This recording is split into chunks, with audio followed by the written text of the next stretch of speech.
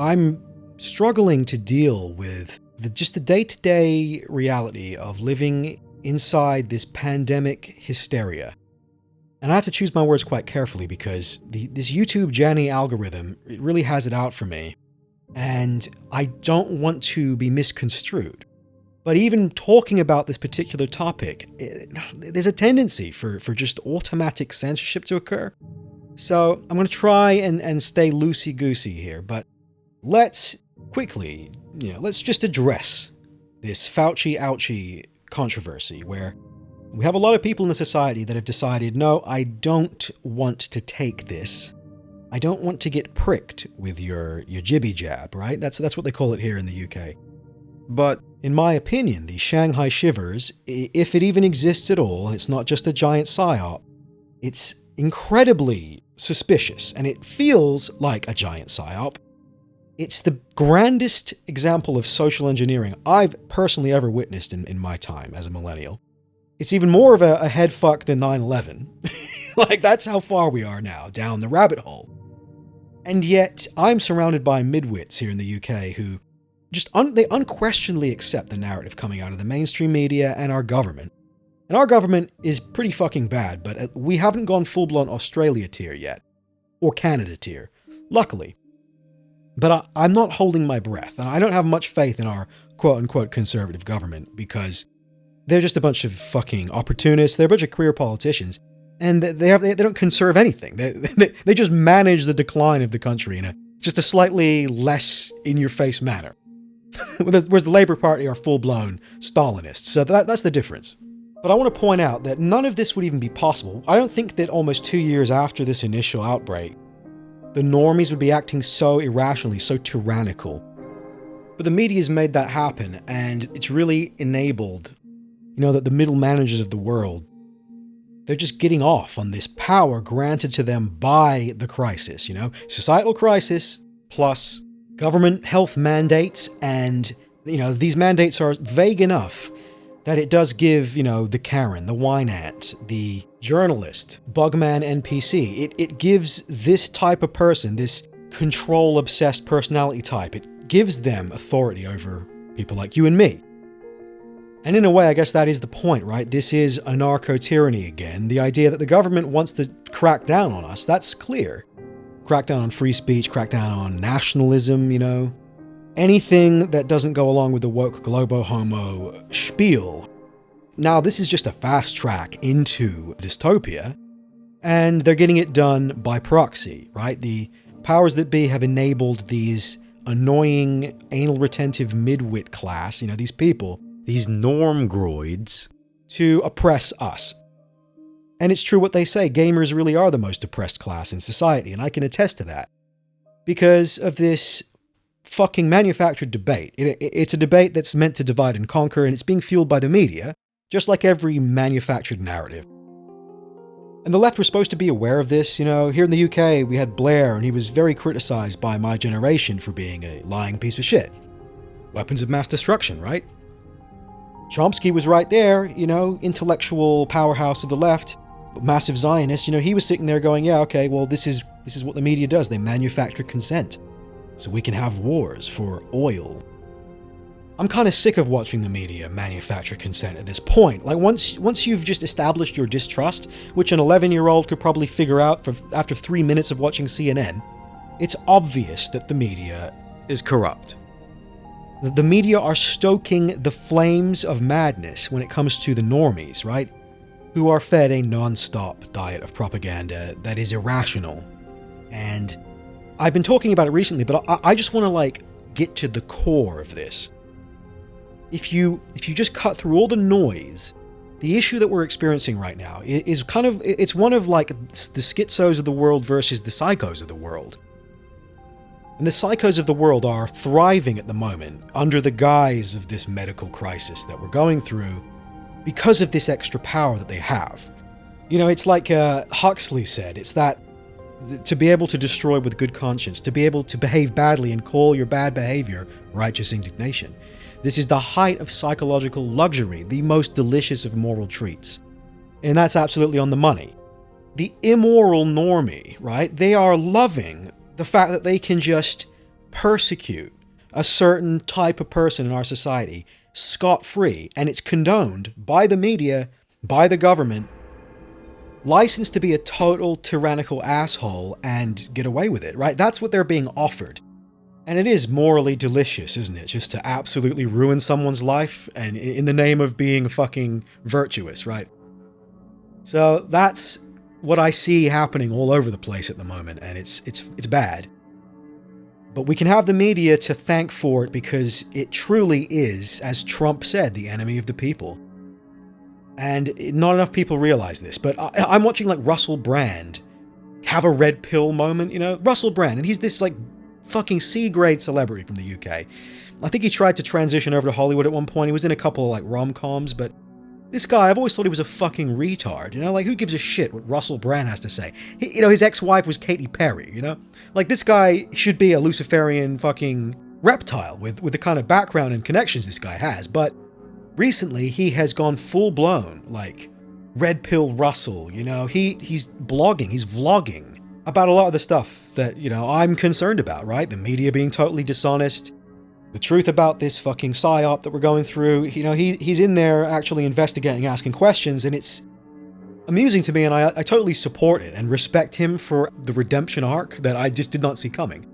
But, you know, it may be too late. I think that's the thing that Russell hasn't quite caught up with. Perhaps that's a couple of red pills down on the iceberg, right? But he needs to understand that, well, we live in a post-truth society. So the idea of even being inquisitive, the idea that we want to get to the truth of what's happening, that is completely taboo to anyone aligning themselves with globo homo, woke, whatever this status quo is. They are anti-logos. They fundamentally do not believe in truth. I've mentioned it many times, but it's at the heart of this entire nightmare clown world, a post-clown world. I can't even call it clown world because clown world you could laugh at and there was jokes. Now jokes are illegal, laughing is illegal, and you know, me existing is illegal almost in this country. And normies are the ones that are kind of enforcing the tyranny.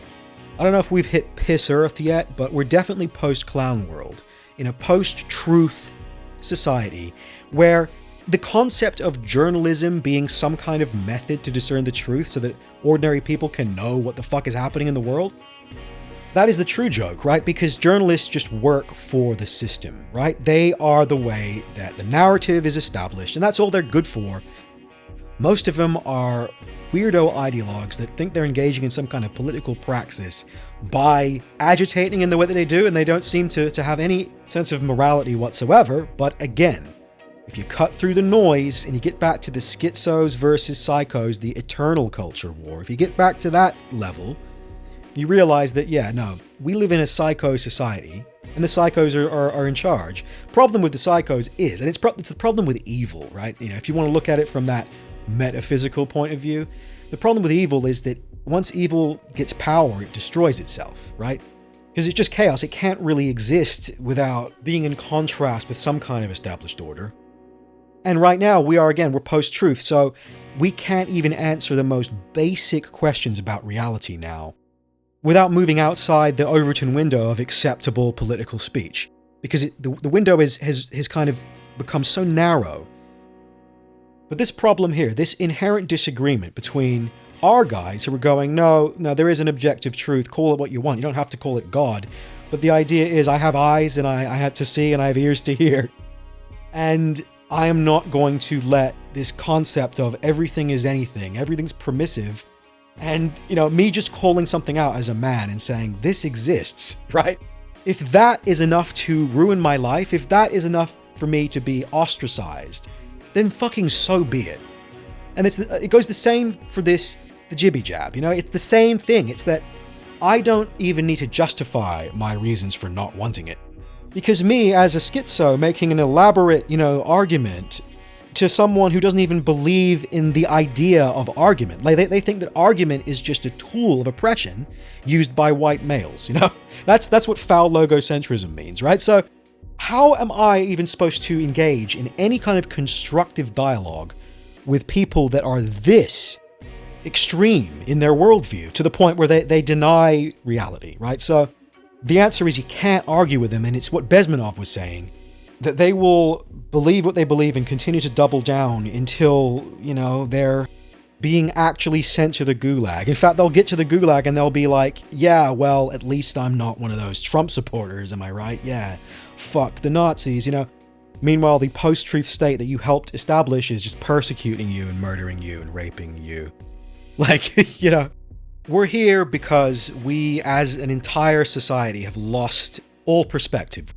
We've lived immoral and atheist bugman lives for so long that we are blind now to things that should just be obvious, that doing something to help your family is a good thing as a man.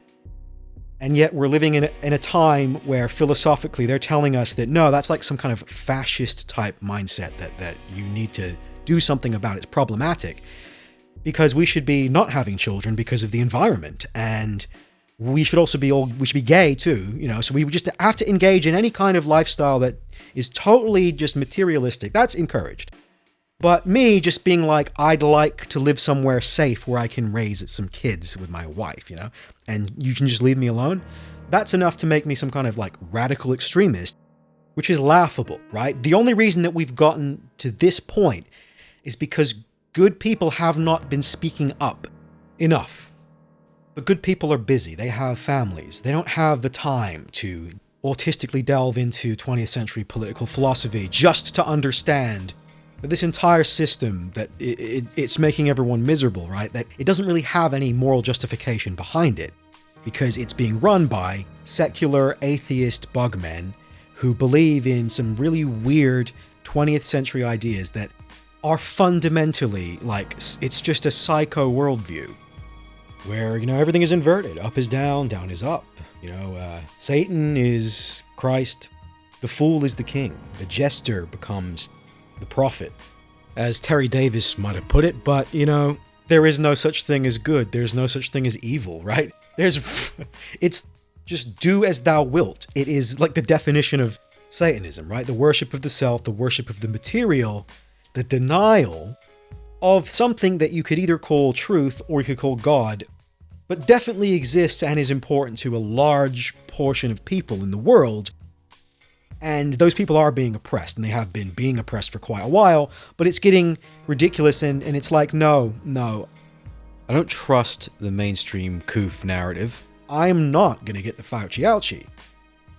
Surely, in a rational world, people's personal health decisions shouldn't factor into being able to go to work, being able to participate in society. Especially when it's something as absurd as the un-jibby-jabbed being a threat to the jib-jabbed, right? Surely someone who hasn't been jibby-jabbed is the one at risk. But no, this fucking manufactured narrative is so very conveniently dubbed the non-jibby-jabbed the new Trump supporters, right? They're the new deplorable class in society that you can just, it is delicious. It's a delicious, righteous indignation to torture and persecute certain members of society. But things are becoming very unstable because the funny thing is you can make laws that dictate we all have to accept this post-truth nonsense, right? But just disregarding and criminalizing the truth doesn't make it not there. It does, that's the funniest thing. It's that this system can't function, and none of our subcultures can function. Everything is ruined because of these ideas that are so intrusive and demoralizing to anyone who valued liberty in the West. Anyone who's not a boomer who's just asleep at the wheel, right? Any millennial that lived through 9/11 and was paying attention to the neocons, and they're like, that's bullshit. We called it out. Back then, that was part of some kind of counterculture, but now, obviously, we're not allowed counterculture, right? We've been denied counterculture because this is North Korea now. You do not speak out against the glorious Juche regime. That's how fragile this woke system is. It's on the brink of imploding, and look what they've done, right? They've tried to crack down on us. They've tried to just smother us. And, we're at the mercy of these eggheads at Google and Facebook and these coastal elites that are obviously feeling quite uncomfortable at the moment. I think they've been spooked, and I think that this overreach of theirs will backfire. Because of how far and out of hand it's gotten, the mid-wit middle managers of the world have turned into psychopath tyrants. Post-clown world here where, the clowns have turned into demons, right? So that's where we're at now. Democracy completely, that's just an afterthought, right? Democracy has been revealed to be a total illusion. And there's an actual tangible culture war happening in real time in the world between people and these sicko governments. Schizos versus psychos, right? Because obviously, I pointed the psychos out. They're the ones who are the real die-hard agents of the system. They're like the Agent Smiths. They can transmute and manifest themselves in any body, right?